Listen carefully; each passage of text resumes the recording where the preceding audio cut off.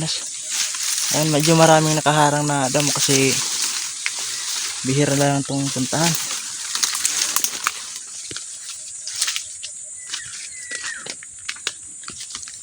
Ayan mga boss. Anong bata kami mga boss? Ayan, dito kami naliligo. Ayan.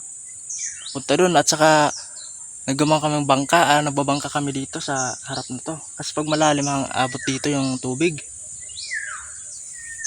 Ayan, mahaba yan hanggang dun sa unan at saka sa labasan ng tulay dun sa dagat.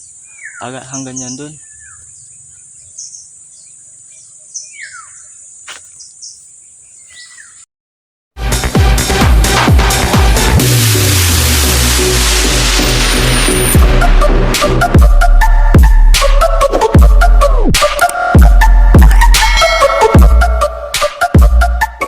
So yun, what's up mga boss, magandang araw po sa ating lahat.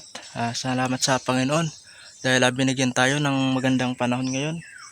Ayan mga boss, may pupuntahan tayo na dating fish pond na pwede kong titingnan natin kung pwede pang i-recover. Ayan, kasi i-recover daw nung may-ari. Ayan mga boss, tara't puntahan natin. Tara. Ayan mga boss, makalipas ang halos 5 minuto na paglalakad natin galing dun sa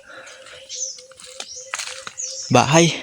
Ayan, nandito na tayo sa Pilapil at tinatawag dito Pilapil. Ayan na, babaybayan natin ito papunta dun sa unahan para at makita natin yung dating ginawang fish pond ng alimango.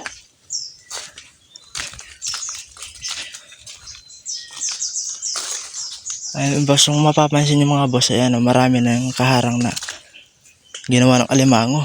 Ayan, kasi matagal-tagal na rin tong hindi pupunta ng mga tao. Ayan, ito sana pwede itong gawing fish pond. Kung mapapansin nyo, alisin lang yan mga kahoy-kahoy.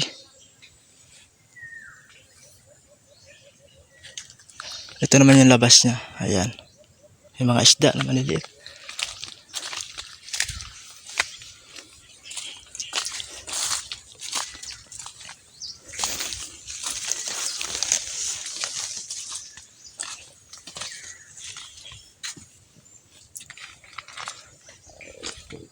Ayan mga boss, dito mga boss, medyo sira na. Kaya pag malaki yung agos ng tubig, baka lumampas yan tubig na labas-pasok. Ayan, at dito na rin, nasira na rin. Gawa nung sa katandaan siguro. Ayan, dito maayos pa yung kanyang daluyan ng tubig.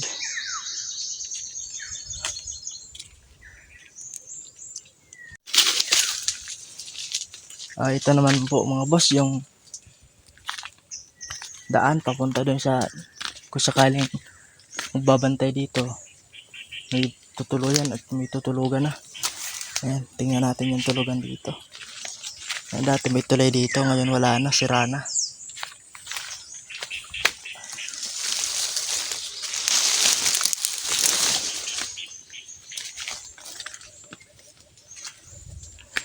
Ayan mga boss, kung mapapansin nyo, may harang siya na net. Ayan, ayan dati mataas yan, baka nga dito. Kaso yun, tagal ng panahon, ayan, bumaba na. Ito yung pinagkulungan ng alimango. Kaya lang nalugi, namatay yung iba. Kaya ayan, di na nilagyan ulit. Nalugi lang. Ito naman yung tinutuluyan na bahay dito. Kung sakaling dito kayo magbabantay, nagbabahari yung, kaya lang na bumabaha dito. Ayan, ito yung loob.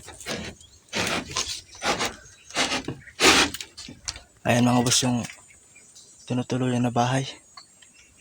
Ayan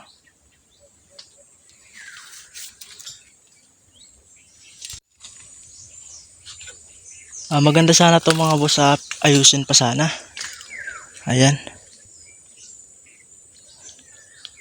malit lang na kubo yung tinutuluyan dito. Ayan, may daan din dito mga boss, at tara't punta natin to. Nang pumunta ko dito mga boss, may laman pa yan, malalaking alimango. Ayan, hanggang dito. Kaya lang yung wala nang maibigay na pagkain, ayun, nalugi na. Yung nagsimatay-matay na yung iba.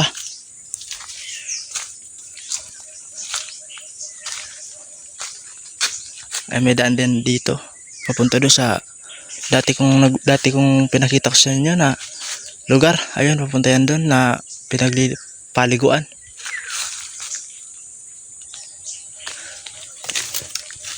Ipapakita ko sa inyo mga boss yung bata pa kami. Dati kami dito naliligo. Ayan, at saka naghuhuli ng mga maliliit na isda. Minsan nakakakuha rin kami ng malaki. Ayan, papakita ko sa inyo.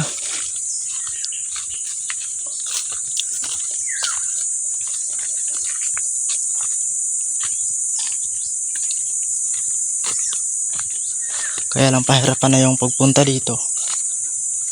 Kasi yun. Marami ng damo na nakaharang.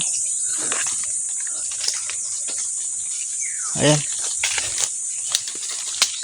Ayan, medyo maraming nakaharang na damo kasi bihira lang itong puntahan.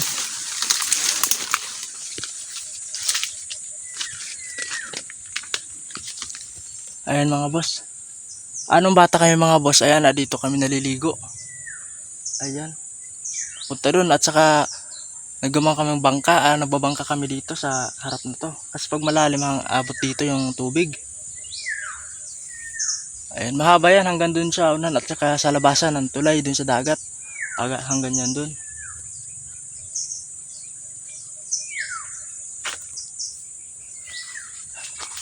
Ayan, nabali mga boss, balik na tayo.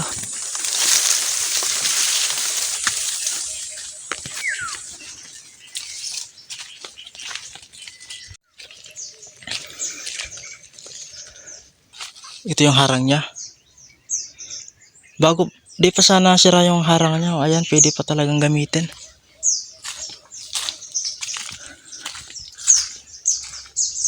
Ayan, tingin niya na naman.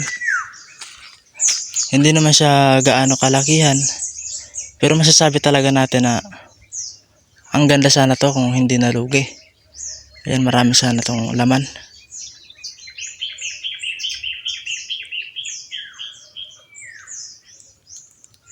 Kaya lang kahit sino naman na may alaga ng ganyan, o kaya ako yung nagbabantay, mamamatay talaga yan kapag walang pagkain na ibibigay.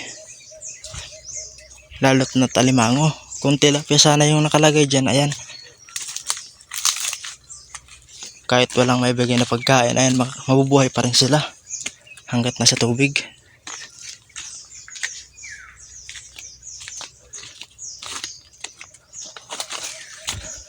Ayun mga boss, palabas na tayo. Kasi napakita ko na din sa inyo yung sinasabi kong pwede pang i-recover. Sa tingin nyo mga boss, pwede pa bang i-recover yun?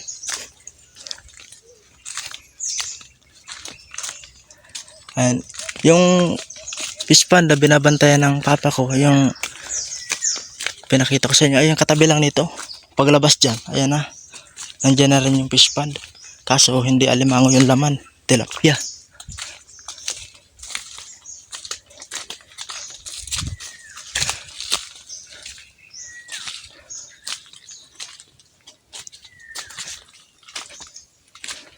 Ayan mga boss, yung fish pond na isa. Dito mga boss may laman. Kaso maliliit na yung isda na nandito. Ayan, ito naman yung fish pond mga boss. Yung binabantayan ng magulang ko. Ayan, marami oh. Tingnan nyo naman.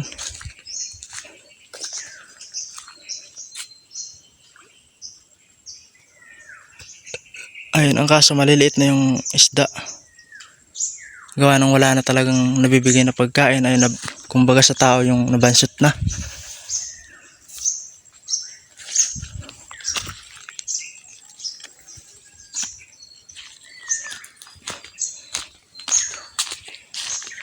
So ayan mga boss, napakita ko na rin sa inyo yung pwede pang i-recover na fish pond. Ayan, sa tingin nyo pwede pa ba yan mga boss i-recover?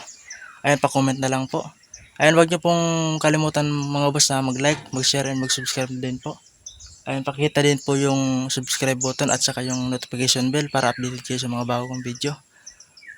So paano mga boss, ayan lang muna kasi uwi na din ako kasi yung ibang trabaho na naghihintay pa sa akin ang dapat ko nang gawin. Kasi baka mapagalitan tayo ni Mrs. So paano boss, yan lang muna. Bye bye, salamat po sa panonood.